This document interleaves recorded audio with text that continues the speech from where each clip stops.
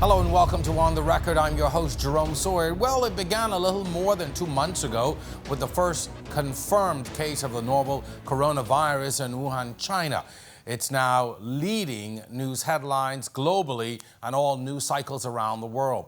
With still no cure and still no vaccine, the infection rate has reached double digits in China alone. This latest scare has again proven just how small of a community we are and how vulnerable the world's population really is to threats from highly infectious diseases. Tonight we discuss the coronavirus and its impact on the Bahamas. Stay tuned, our discussion begins on the other side of this break.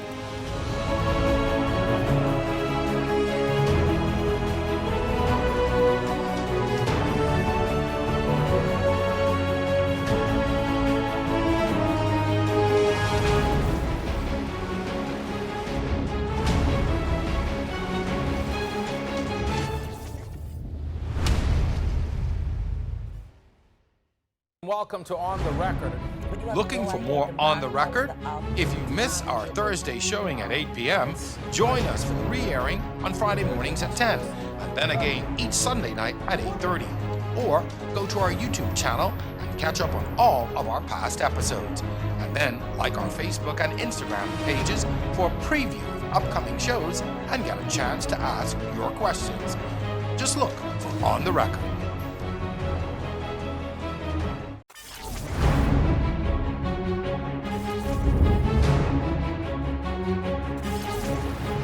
Welcome back to On the Record. I'm your host, Jerome Sawyer. With an escalating death toll in China and new infections around the world, the novel coronavirus is continuing in its deadly global track. With no vaccination or cure, the international community is on high alert, protecting borders and populations. But what about a country like the Bahamas, surrounded by sea, with multiple ports of entries, crippled by a ravaging hurricane a few months ago, and with over 700 islands and keys? How does an archipelagic nation like ours protect itself?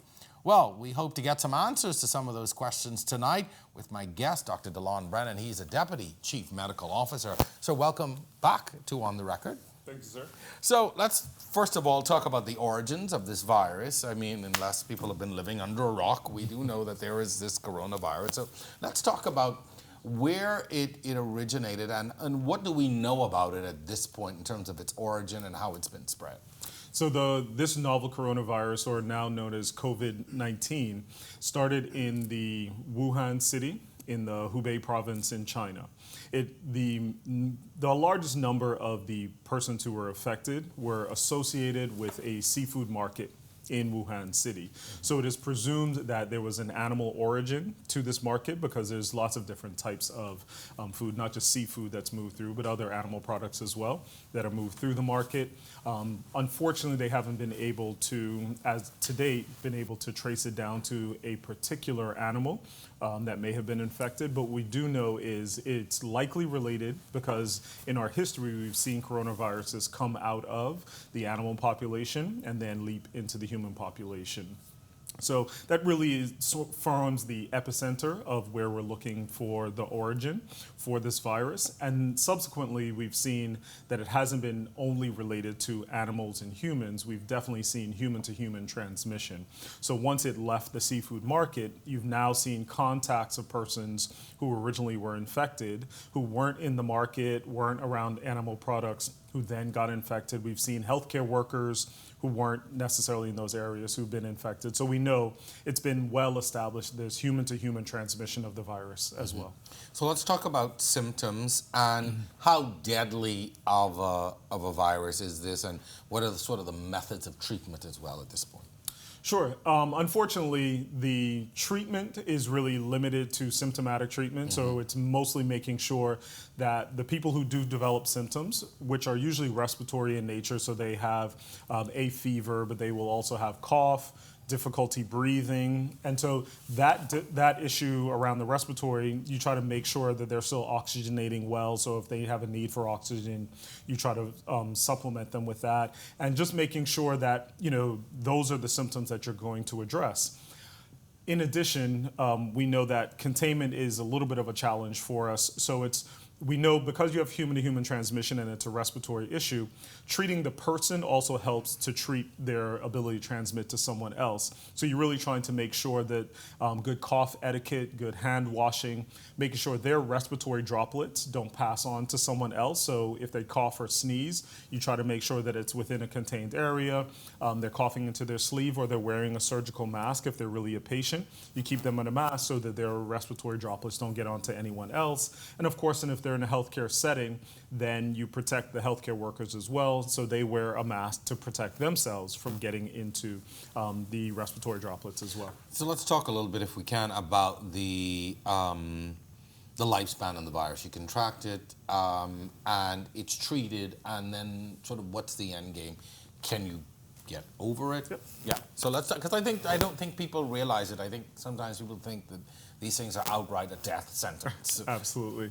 And I think if we look at it, most respiratory viruses, this isn't that different from other coronaviruses that have been around in the past. And or if you think about getting a common cold, which is from some of these viruses, or influenza or the flu, it solves, I mean, you get addressed. You have an issue where someone exposes you to it, you get the disease, and then your body works through its own immune system to get rid of it. And then once you're rid of it, then the likelihood is then you become immune to it because your body makes antibodies that address it and attack it. And then once you are over the disease, it's unlikely that you are going to get that same disease again. So your body does all the work to get rid of it, but you in and of itself are likely, once you recover from it, you don't need other treatment. It's just support, hydration, keeping your fever down in order to do so. That doesn't mean that there aren't people who will get extremely sick from it. Mm-hmm. So there's a very small percentage of the population who do get coronaviruses that will end up getting either sicker with more complications that may include pneumonia or respiratory distress syndrome, may need to go into an intensive care setting. And there are a small portion of the population, and it looks like it's hanging right around 2% of people who get infected with coronaviruses that end up dying from the virus itself. So this isn't sort of the first time we've had coronaviruses. And I think that's what people need to understand. It's not something that just sprung up two months ago. And why is it important? I want to put that into context so that we understand that it's not something that's new or that was just manufactured a few months ago and let loose. Right. You know, of course, there are conspiracy theorists. Exactly. There are. So I think what we have seen is coronaviruses have been around for at least hundreds, if not thousands of years. Wow. So there are coronaviruses that will give you the common cold. If you think about sort of the big outbreak coronaviruses, we talk about the SARS epidemic that happened in 2002, 2003. So that was severe acute respiratory syndrome. And then there was the MERS-CoV that happened in 2012. So that's the Middle Eastern respiratory syndrome. So all of those are coronaviruses. And so what we've just seen is that every few years, and at this point it appears to be decades, that there'll come up a new coronavirus. And that was the name that kind of came along with it. So it was referred to as the novel coronavirus 2019, just meaning new coronavirus. So it wasn't that coronaviruses were new, it was that this was a new coronavirus that had been that had never been seen before in the human population. And once we saw it and that it was causing these issues, they gave it kind of a name, and that has developed over time.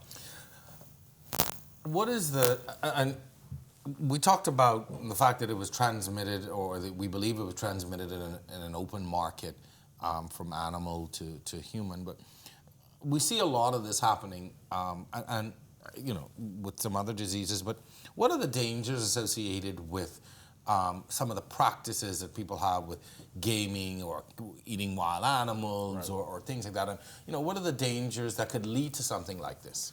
A lot of it becomes, it sort of boils down to our improper handling of some of these products. Because in open markets such as these, there's no treatment that happens. So people catch these wild animals, and you know, where we don't see them as things in sort of the Western Hemisphere or things that we would eat all the time.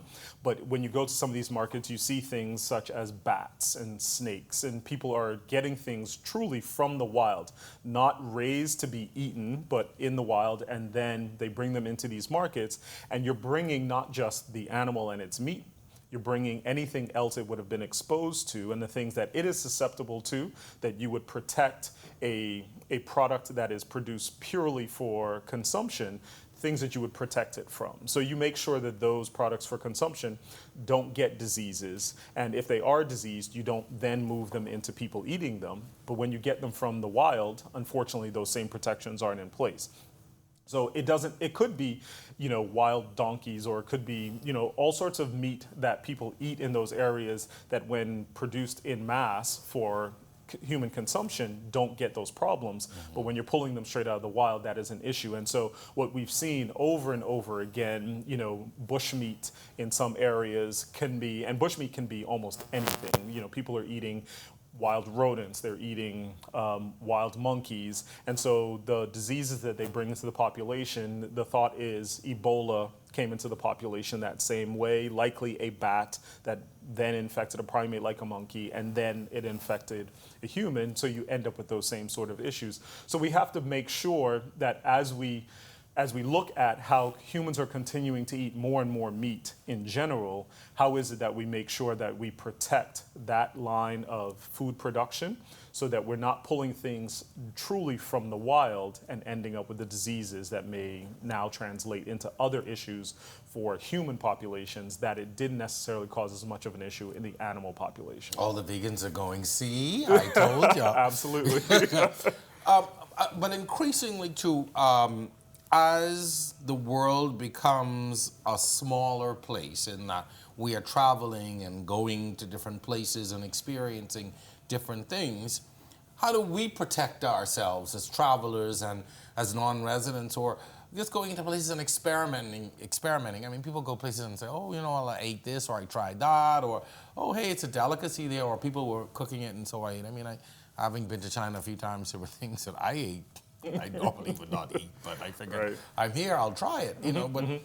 increasingly, we are global travelers, and what are some of the things that you need to be protecting yourself against as we move around different parts of the world with different customs and different foods? I think one of the things we have to always be aware of is, do you absolutely know what the preparation method was for your food? I might suggest that trying to avoid raw, especially when it comes to meats, try to avoid raw foods in that sort of setting as much as possible. Not to say, we all love our sushi. We all love, I can't say I personally love tartare, but, it is something that people do. But if you're not sure where that meat originally came from, consuming it in the raw state is so much more of a risk to your health than it is that if you consumed it in the cooked state. Now, there are things that can be translated to infectious processes, even in its cooked state, but that risk decreases so much if you do cooked foods. So I would say if you're going to try brand new things and you're really not sure that you've seen it go from its live state into its cooked state, or when it goes from field to fork, as we refer to it, I would try to avoid doing uncooked foods as much as possible when you're traveling, just because the risk is so high in some places that it just isn't worth the risk. So I want to get into the transmission now of it. I mean, here's a disease that seemingly started in a province in China on the other side of the world. But yet all the way in the Bahamas now, we are quarantining. There are infections in the US and Canada. How does a disease like that travel? I think the big thing is most people who have respiratory illnesses, especially at the beginning of their transmissible period or their infectious period, don't show much symptoms or don't necessarily seem like they're super sick to you. So, you see someone walking around and they have a little bit of a runny nose and they may have a cough, but, they're fairly, they look fairly well. They're not having difficulty breathing, they're walking briskly, they're going about their way. Or, unfortunately, you have people who may even be ill, coughing all the time, and they're coughing into their hand, they're coughing into a tissue. But unfortunately, what they do at that point is they then touch a doorknob, or they touch the plane seat, or they touch the cab, the handle to the cab door. You come behind 5 minutes, 15, 20 minutes later, you touch that same thing, unaware that someone who was sick before you did that same thing. You then touch your face, your eyes, your mouth, whatever, and then you then contract the illness as well. Unfortunately, it then moves around the world fairly quickly as well, because you can be in almost any part of the world and within 24, 36 hours be in any other part of the world. And so it doesn't take long for someone who is ill, especially in an economy, a burgeoning economy like China, where they are supplying products and people all over the world, and you have people coming to that area from all over the world. So it's a quick turnaround for people to come. And Wuhan City was one of those places where it's a bustling metropolis. They have a number of schools where we have Bahamian students there. They have businesses where we have Bahamians either interacting with those businesses, getting products from, or doing interactions with. So we had Bahamians going back and forth. And so even within Wuhan City itself, it just sets up as a place where you then have a huge spread both within the city and then so many travelers going back and forth that within 24, 36, 48 hours, those people, millions of people have now moved from that area and into other areas. And it just is so easy with the ease of worldwide travel for things to move about different countries with you, and especially with something like this that early on in the period, you barely even know someone has either been exposed and is now able to transmit. So it's so easy. Ebola is so much different. Just as a contrast, Ebola, when someone gets sick with Ebola, for them to be able to transmit it to you, they have to have fever at that time, and then once they become febrile, they are super sick from then usually going forward, because it is a much more fatal disease. And so they are now having virus spread through all sort of their bodily fluids, without being too gross about it. All of their body fluids can now pass it on, but the fact that they are now having issues with vomiting and the like, that person isn't going about traveling in a normal way. They're not getting on airplanes. There's a red flag immediately. Exactly. You're like, no, that person can't travel. Right. Whereas with this, it's very different, because most people look very well. And everybody sneezes and coughs. Exactly. And, it's a regular And thing. they're like, okay, we'll just, that person, we're not going to restrict them from traveling because they sneezed once. But that person could be infectious and now passing it on to multiple other people. Danger, danger, danger. Well, we're at the point of our first break in the show. Stay with us. We've got lots more to talk about when On the Record continues right after this.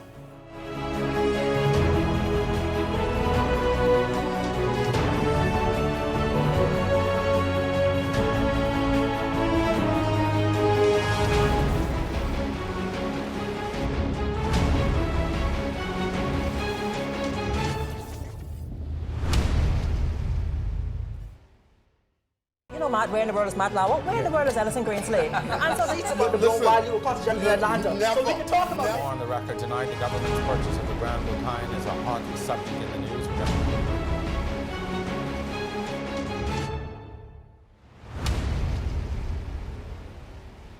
This portion of On the Record brought to you by Executive Printers of the Bahamas Limited. We print profits for you.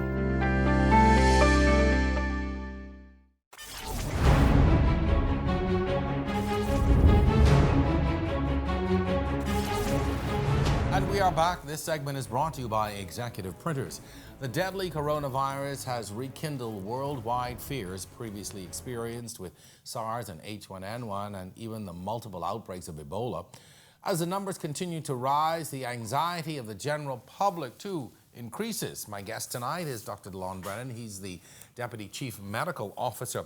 So let's talk now about the international response. We went from a disease in a province that's now worldwide and creating more anxiety with each passing day, it seems. How does the international community respond to something like this? I think one of the things that we rely on early on is our partnership with health organizations around the world. So the biggest one, obviously, is the World Health Organization. So you have 190 plus countries who are partners in making sure that we speak to each other. And if you have an issue, let everyone know early. So ideally, when this was first discovered on the 31st of December of 2019, that was when the notice was made to the World Health Organization. Now, there's an assumption that there were things going on before that, but they weren't necessarily able to put their finger on this is exactly what was going on. And, was this new? Was this a concern? Could it just have been an outbreak of influenza or something that was already known? But once the Chinese health authorities realized that this was brand new, they then informed the World Health Organization. And then WHO's responsibility to its other member states, including the Bahamas, of course, is to let us all know what is going on with this. What information do they know? How should we begin to protect ourselves? And give us the best advice possible. Now, it's not obviously a legal arm where they can tell the Bahamas this is absolutely what you have to do. But obviously, we are partners because we want to make sure we get the best information so we can make the best decisions. So once the World Health Organization and other regional bodies related to health say, this is what we assess the concern is as of today, we suggest you do these things. The government of the Bahamas, including the ministries, the Ministry of Health, but also environment and tourism, we all come together and we say, this is the information we all have from our all respective agencies.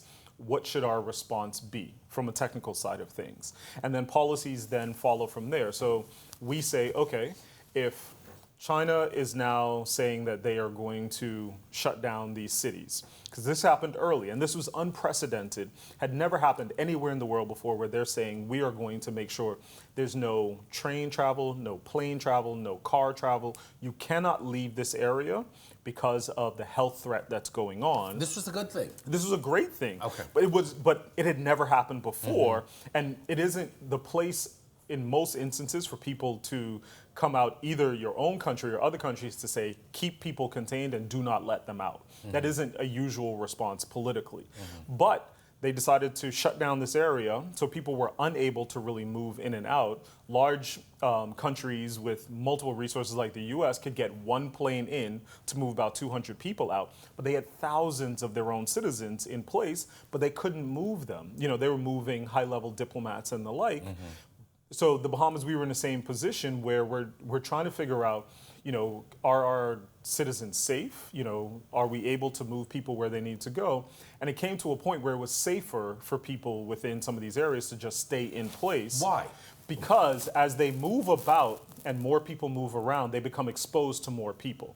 So when you move into, as you might imagine, we talked about this, trying to get out of an area to get to an airport to fly out, you have to move around your own city. You have to get into a cab. You have to then travel, via road travel. You may need to take a train. You get exposed to more and more people along the way as you try to get out of the city or get out of the province and then out of the country. Whereby if you were to stay where you were in your own home, you're in your own neighborhood, you get exposed to a whole lot less people moving about in that instance. So if you can get access to food, if you can get access to other necessary supplies, you're better staying in place and being exposed to less people than trying to move around and move about to get out. And because I think a lot of people, there was a lot of anxiety here. People saying, well, why don't we get our people out? Why don't we move them? Let's get them home, without realizing the dangers that could now create. Exactly.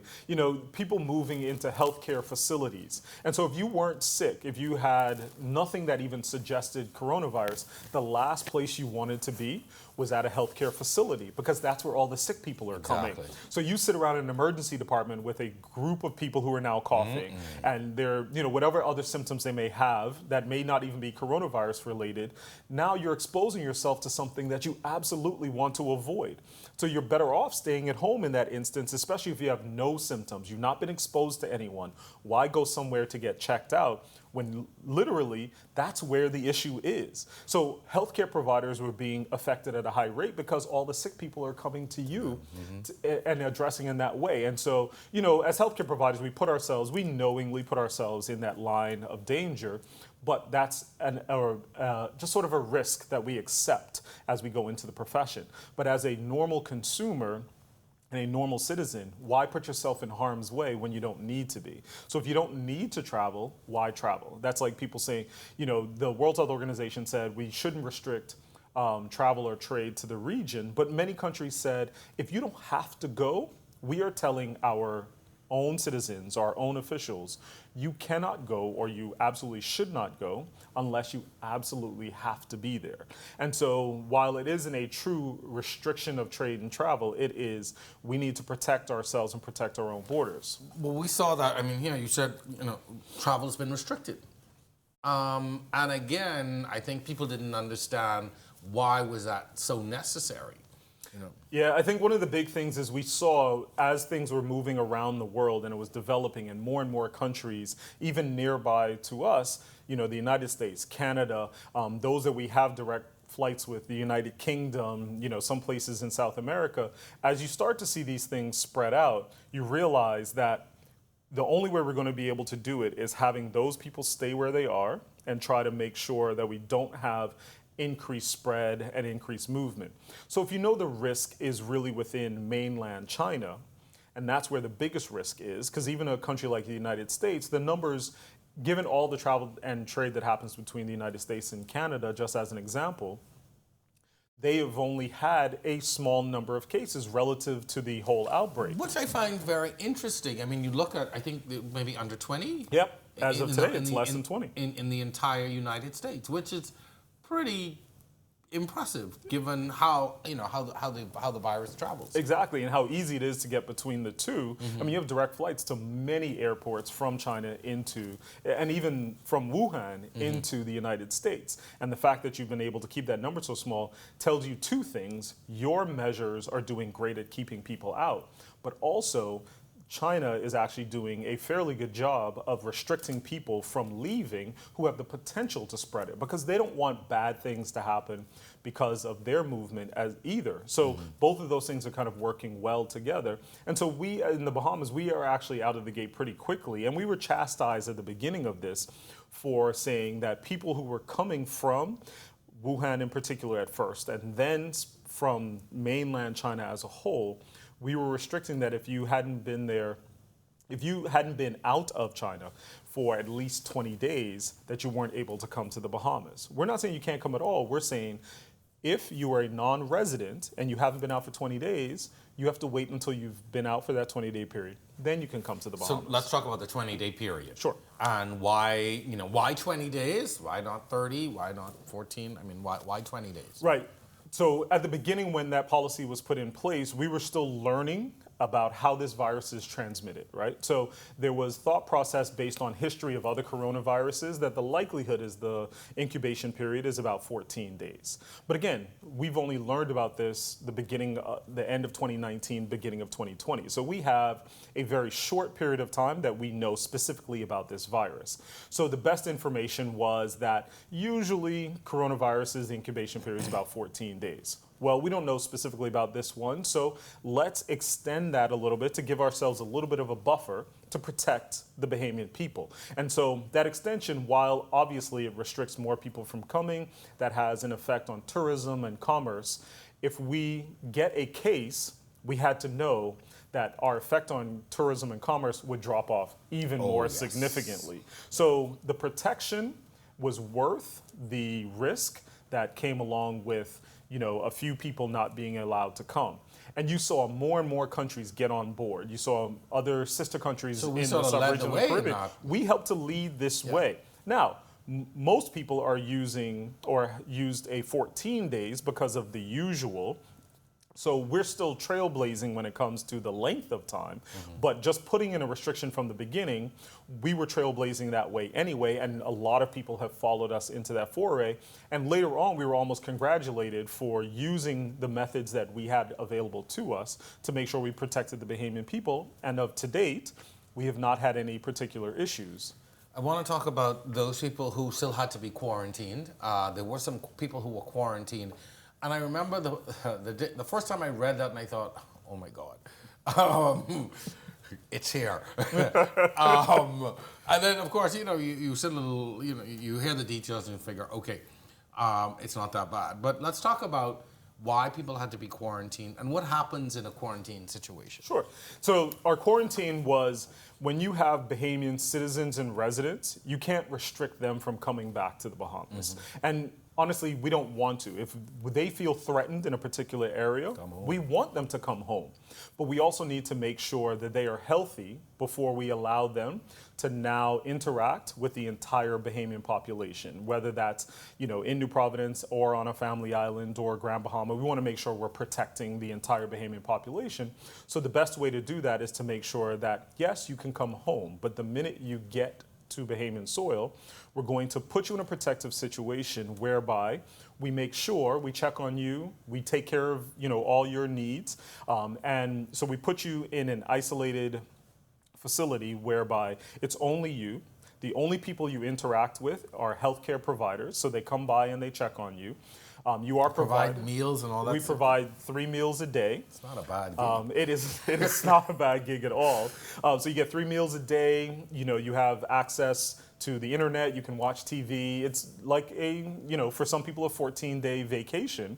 But I will tell you, having had the opportunity to truly interact with some of the people who were going into quarantine, one, they were just happy to be out of the high-risk area of China. So being home in quarantine was so much better than being in China in quarantine, that they were happy about that. And then the fact that they felt safe, they were well taken care of, it was a secure environment, and they were able to still have interactions, whether via computer or phone, with their family members. Their family members knew they were safe and well taken care of. It gave them a sense of, one, the Bahamas isn't as far behind as you may think, because when you come home, we are making sure that everyone's safe. So they felt safe coming home too, because some of them are coming from provinces that have a low risk, but some people are coming from areas where it's a high risk, and they're saying, hey, but you're not forcing me to now interact with people who may have been in a high risk province. They're saying, you've kept me to myself, you protected my individual safety, and once I'm done, then I can go back to my family. My family knows I'm safe as well. So they don't feel as though, hey, you came from China, I don't want you around me either, right? Yeah. So there's a sense of protection on all sides. And I actually think it was a great thing that people felt that, and now they can translate that to the greater Bahamian populace and say, you know what? While it sounded as if it was bad, it actually was something that protected us and others as well. I'm going to ask, can people refuse quarantine? Unfortunately, no. So there are laws. There are the health laws themselves. There's a quarantine act that we have in the Bahamas. And so what we were doing was using the current laws that we have to make sure we protected. So there were very few instances where we needed to really quote the law or use law enforcement or peace officers in order to enact that. Most people, again, were very happy about it. And once we explained to them the need for it, they really did comply without too much of an issue. And is this part of a, well, I guess my other question is, these things are always changing. Yes. Every virus is different, et cetera. And you spoke to notification from the World Health Organization. Are you constantly, or is there a constant dialogue between the various agencies and WHO? Like, is this a constant dialogue in terms of protocols and even specific viruses or specific instances? Yeah, absolutely. So especially when it comes to these, what WHO refers to as public health emergencies of international concern.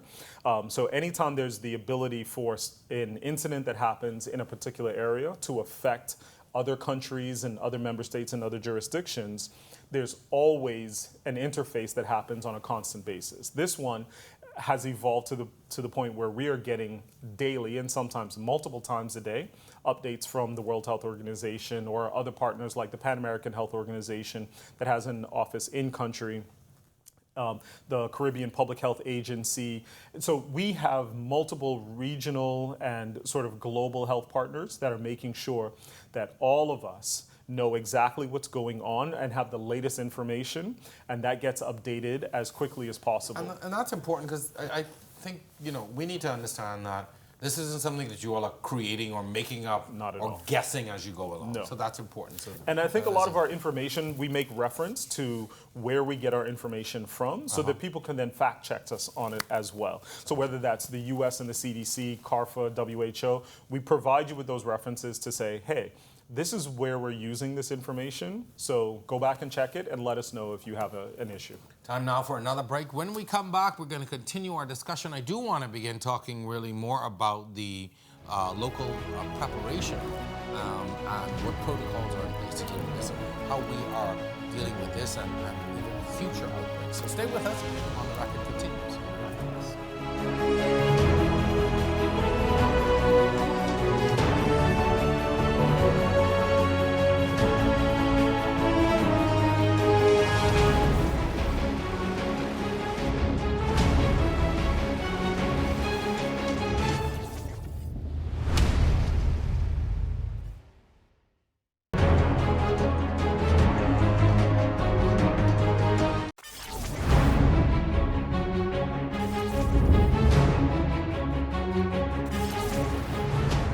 With more On the Record. I'm your host, Jerome Sawyer. Thanks for watching. The coronavirus, officially named COVID-19, I think I pronounced that correctly, has managed to spread to at least 27 countries thus far, with at least 1,000 deaths since its discovery in December. My guest tonight, Dr. Delon Brennen, Deputy Chief Medical Officer, who is here to help us understand the complexities that exist with this virus and others. This is not the first scare for us. It's not the first global health crisis that we've had to deal with.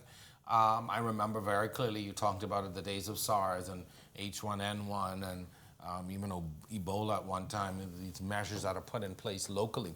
I want to talk about what things exist, though, for us to deal with something like this. I want to talk now even more localized. What kinds of protocols are in place to deal with the possibility of an infectious disease getting into the country and there being multiple infections? I think what we've tried to do is make sure that we shore up our borders as much as possible. And so we have a constant dialogue. So when the international health regulations were introduced in 2005, they introduced a set of rules and regulations that look at countries' capacities for how they're going to deal with the international spread of diseases. And so it allowed us to look at a set of standards as to what we should have in place. And what it really allowed us to do is really start having conversations with our partners who really man our borders. And so, at our big places where we have lots and lots of international travel that come into the country, we have been able to talk to not just healthcare providers, but also we talk with port officers, we talk with immigration and customs officers, and we give them an idea as to exactly what is out there in the world and what are the things that can affect us, and what specific regions should they be looking at when people are traveling from those regions, and the questions to ask people when they come in.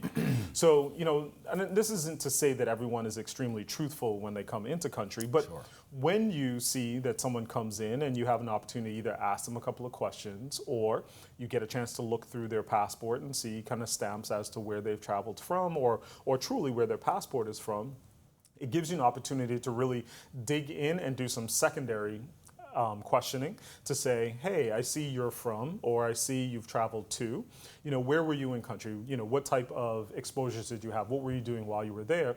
And if there are any red flags at the time, then we have a communicable disease surveillance unit from the Ministry of Health that is tapped into all of those locations. So we have 24-hour numbers, multiple cell phone numbers and multiple office numbers that you can call. And if you suspect that there's an issue, we will come out to you any time of day, any time of night, and make sure that we can help to investigate whether this is truly a threat to the population of the Bahamas or not.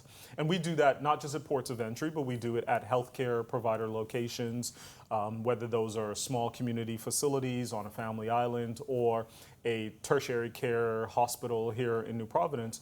We will mobilize and go wherever we need to make sure that if there's a question or if there's an issue, we will come in and help to determine, is this a threat or is it not a threat? And if it is a threat, what are all the protocols that need to be in place to make sure that it is maintained and contained just within that facility or that location to that patient, and it isn't necessarily going to cause an issue anywhere else. And so our training with our healthcare providers is ongoing. Our training with our other officers is ongoing. Every time a new issue comes up, it gives us a heightened sense of you know what, let's go in again and give new training. So let's add to what we're doing on a daily or a yearly basis and give them to say, okay, well, now that 2019 was Ebola, okay, let's go over what we did in 2014 from Ebola and say, okay, are we good with what type of personal protective equipment is required? What type of isolation procedures, transportation procedures? Who do you need to communicate with? Have you pulled out the plan and looked at it again? And so it's just an opportunity to do that. And then respiratory viruses, other bacteria, things in the water when it comes to water safety or food safety. We try to use whatever is novel in the atmosphere, whether worldwide or regionally at the time, and enhance their ability to think on their feet about different types of things that may come in, and just be aware so that we can help you to help yourselves as well. In terms of how do we deal now with multiple infections, let's say we have a situation where something gets in, it spreads relatively quickly. What are the protocols to deal with something like that? And we all know the current challenges of our healthcare system. But if we do have a situation where there are multiple outbreaks of anything, how is that handled? I think it is difficult for us to be able to say for every situation there's one way to handle it, but I think there are multiple different mechanisms that we have in place in order to address this. And so we have particular healthcare facilities that may need to be used in order to address a group of people who may have a particular type of infection. So we may shut down a particular facility. For smaller ones, we may use a portion of a facility and say, let's 1, 3, 4 people who are infected or affected, and we keep them in a particular area. If we have multiples, tens, we may need to then move to shutting down an entire facility and just having a certain selected number of providers who are going to do that. By facility, you mean it could be a clinic? Exactly. It may be a clinic facility where we just bring in additional resources to be able to address the need, or it may unfortunately need to be an actual hospital facility where you're taking large sections of a hospital to do so. We obviously haven't had to do so, but we've had to build into our plans the ability to do so. You have community health facilities on family islands, and if we know this is going to be an issue that needs to be addressed for a long period of time, we may need to move those patients en masse to a particular area that has tertiary level care facilities like and this isn't to pick out those in particular, but like an Exum or an Abaco where you have these huge healthcare facilities that can do higher level care. So we may need to use those facilities. We haven't had to, but there are certain circumstances that may require different things. We've had to commandeer or request the use of a hotel or a bed and breakfast facility where you're not necessarily going to spread the virus or the bacteria infection to a bunch of people, but you need to keep them isolated and give them the care that they need. And so we have the ability to use the laws that we have in place to be able to do that without inconveniencing everyone, so that you're not going to put people in a healthcare setting at risk. And you don't have to shut down a facility, but you have the ability to do so. So, there are multiple different ways. There's no one-size-fit-all scenario that is going to be able to address that, but know that our plans allow for scaling up from very small, doing isolation in someone's home, or keeping them out of the country altogether, of course, to you have large groups of people and you need to take larger and larger facilities over in order to address their needs. In terms of treatments, vaccines, cures, things of that nature, I always wonder, where do we fall in the totem pole? Let's say, tomorrow there's a vaccine, or there's some kind of serum for coronavirus. When do we get ours? I guess that's the best way to ask it. It is. It's a good one. So many people, so many countries, the demand is so high. We're this little dot on the map.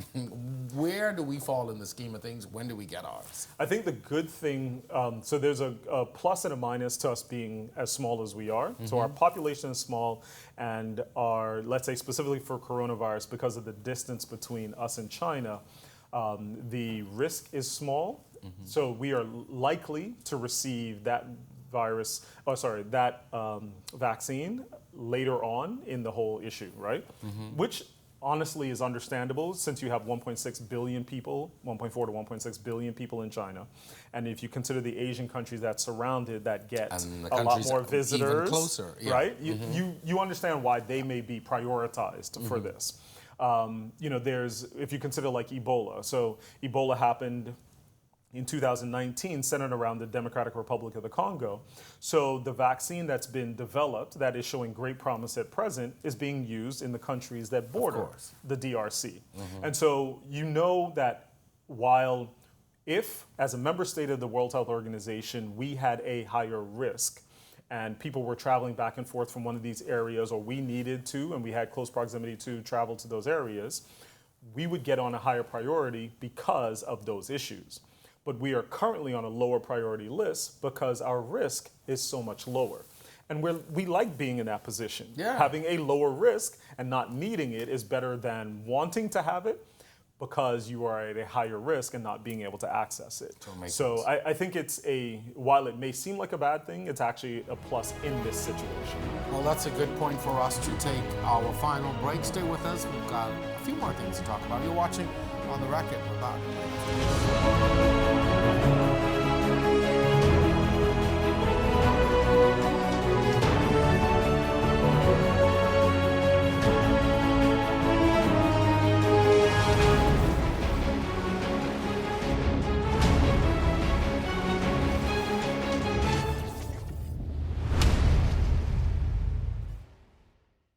Hello and welcome to On the Record, a debate-style television talk show where Bahamians will find the balanced, true, and open debate they've been looking for. And the icon goes to On the Record. On the Record was born out of a desire to do something different. What we do every day helps our country, it helps our society, it helps to shape the views and opinions. Listen, what is more dangerous than corruption? We've got to move very quickly. Let's wrap up. It's all On the Record. I'm your host, Jerome Sawyer. Our discussion begins on the other side of this break.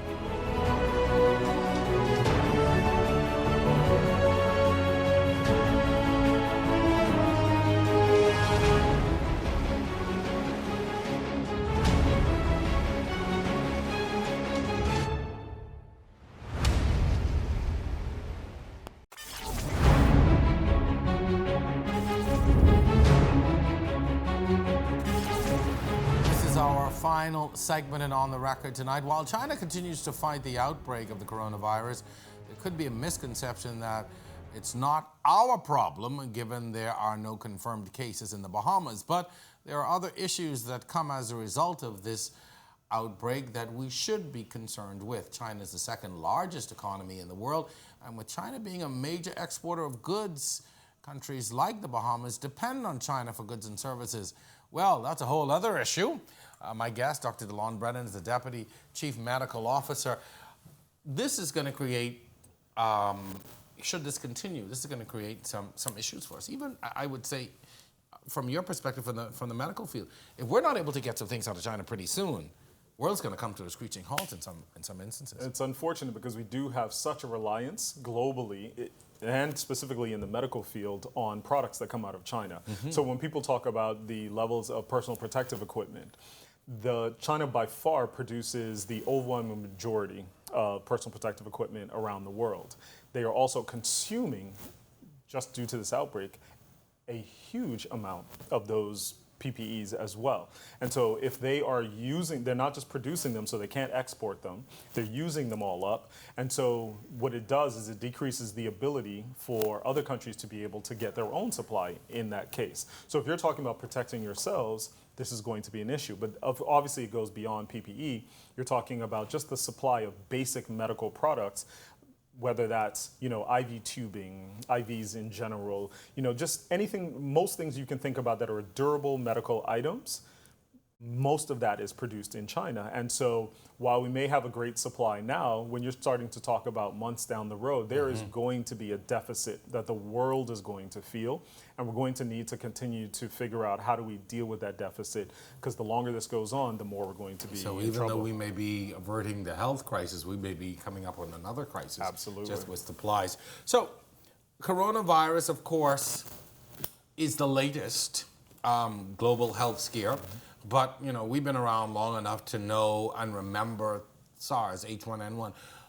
Many of these, now there are vaccines being developed for things. There are things that can prevent, treat. Yet, thousands and thousands of people around the world are still dying. And these diseases still exist. Yes. So even though, and this is what I want to address now, even though in a couple of weeks we may stop talking about coronavirus, it doesn't mean that these things go away. No, not at all. And so when we talk about the H1N1 in particular, so H1N1, once it was established in the populace and as easily transmittable from one person to another as it was, you just get it circulating around the globe multiple times at this point. And so the most effective public health intervention, you know, of the past 100, probably 200 years has been the introduction of vaccines.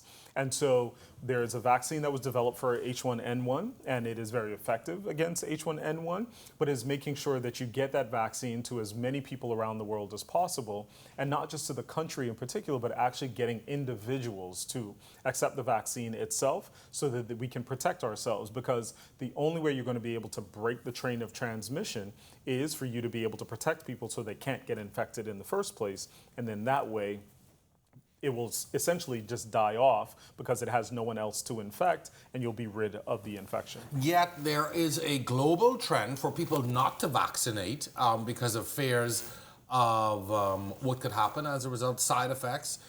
There's so many theories out there that people aren't vaccinating. So you have, for instance, like even measles on the rise again because parents aren't vaccinating children, or people simply will not vaccinate because of these theories. Right. And so that has been one of the that's probably the biggest public health threat when you think about what's been going on over the past decade. The biggest threat to our population's health is really people and the anti-vaccination movement and the decline that we've seen in, you know, some vaccines that we had over 90 to 95%, and some as high as 99% of our populace was protected against some of these vaccine preventable diseases. And we've seen those numbers drop into the 80s. And unfortunately, once you're not over approximately 90 to 95%, that means you have a significant portion of your population that is susceptible to that disease, that has not been vaccinated, and you can then have the introduction of that what used to be eradicated disease from the populace back in. And so measles is one of those in particular. So we've seen our numbers drop below 90% here in the Bahamas. So what that tells us is, at a minimum, in that childhood population, at least 10% of those kids have not been vaccinated against measles at all. That doesn't even take into account the people who have been vaccinated but didn't seroconvert. So their body didn't translate the vaccination into antibodies after that first dose. Most people after 2 doses will definitely do so. But if you only get 1, there's some people who won't convert. And so the issue is, so people who didn't convert and the people who didn't get it at all are now compounded on each other. And so there's this huge portion of our population that if measles was to be introduced into our populace, it is ripe for spread. And unfortunately, it's not just one of those diseases we think of, oh, well, you know, they'll get measles and then they'll be okay. No, there's a good amount of the populace. There's about 10% of people, when you look at it, who will have complications from measles, whether that's pneumonia, ear infections, and the like. There's a smaller group of that population, maybe about 1%, who will have debilitating disease and may die from it as well. And some of these issues don't happen at the time. They may not happen until 10 years, up to 10 years later. So you have the infection now, and there's a panencephalitis that you can get up to 10 years later from the measles infection now that can still kill you.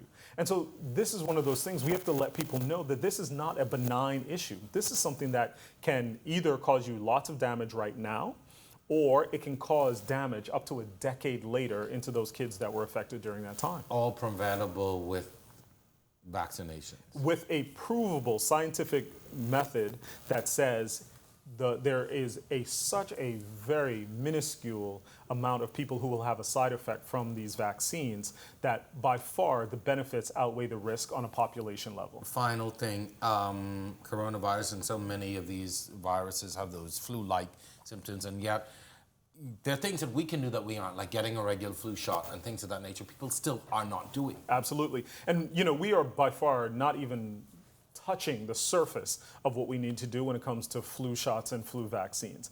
I mean, we have almost 400,000 people in the populace, and we can't get 30,000 doses of the vaccine to be given out on a yearly basis. We don't even Less touch than 10%. 30,000 people. We don't even come close to 10% of our population that gets a flu shot. And when you realize everyone who's over the age of 6 months should get a flu shot every year, you realize that's a huge portion of our population. And we have people who not only get infected with influenza here in the Bahamas, we have people who die in the Bahamas due to influenza, and we are not taking it seriously. Thank you. I just said, I had that conversation with someone yesterday. People are still dying from the flu. Yes, absolutely. And we know that the people who die from the flu are much more likely to be at the extremes of age. So really young children, really old people, or people with comorbidities. But when you look at the Bahamas, our level of comorbidities is crazy. The number of people in the Bahamas who have hypertension, the people who have other cardiovascular disease, people with diabetes, people with cancer. We know we're an unhealthy population as a whole. So that means a significant portion of our population fit the criteria for being at high risk of having complications if you were to get influenza. But we're still not getting the preventative measure that we know is sitting out there that could help us from even getting the disease, let alone the higher complications that come along with it. Because we're scared to go get a needle. Yes. Boils down to it. Dr. Delon Brennen, thank you so very much for coming on tonight and talking to us. This has been a great discussion. I hope that we've been able to allay some fears about the coronavirus and what could possibly happen. It does not mean, certainly, that we let our guard down, but it is comforting to know that you and the folks at the ministry and all these other agencies are doing your part, and we are a part of a global effort. I think that's comforting. And the fact, I'm very proud to hear that we are leading the way in some ways. It's good, so we have to take our moments to be proud of the things that we are doing and of our folks. So thank you to you, and well done after you and your entire staff and your entire team. Thank you, sir. Thanks for having us. We appreciate you, and thank you for keeping us safe. That's going to do it for this episode of On the Record. Special thanks to you for watching. Special thanks to my guest tonight, Dr. Delon Brennen, as well as my technical team. We'll see you next week, same time, same place, right here on The Record. Good night.